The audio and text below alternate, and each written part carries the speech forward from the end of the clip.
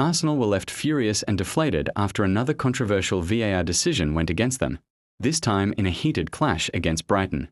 What made the incident even more painful was not just the moment itself, but what came after, an admission from refereeing officials that a mistake had been made. By then, however, the damage was already done. Points dropped. Momentum affected. Trust further eroded. The incident in question occurred during a critical phase of the match. An Arsenal player was caught in what many described as a dangerous and reckless challenge, one that, by the letter of the law, should have resulted in a straight red card.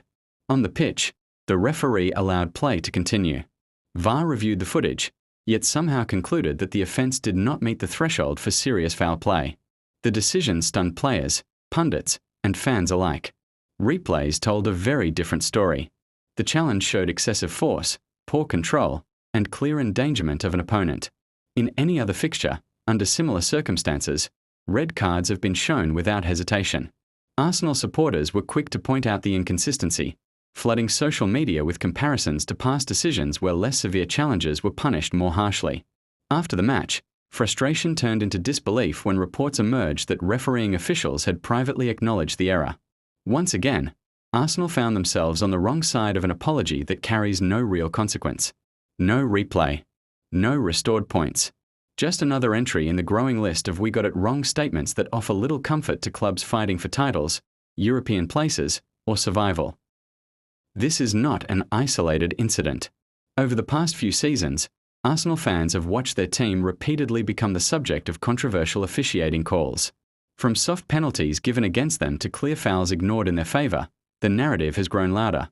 Why do these moments keep happening? And why do they so often seem to hurt Arsenal at decisive moments? VAR was introduced to reduce errors, not reframe them. Yet situations like this raise serious questions about its application. How can an incident be reviewed multiple times in slow motion, from several angles, and still result in the wrong call?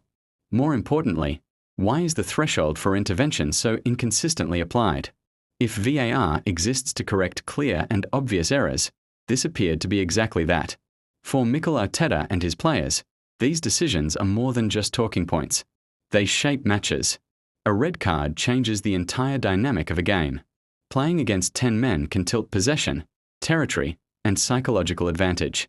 Denying that moment denies the team a fair competitive balance, something every club should be entitled to. The wider concern lies in accountability. Referees admitting mistakes after the fact has become almost routine. While transparency is welcome, it feels hollow without tangible reform. Clubs do not receive compensation for lost points. Referees face little public consequence. Fans are simply asked to move on and accept that errors are part of the game, even in an era of technology designed to eliminate them. For Arsenal, this decision could have lasting implications. In a league where margins are razor thin, a single match can define a season.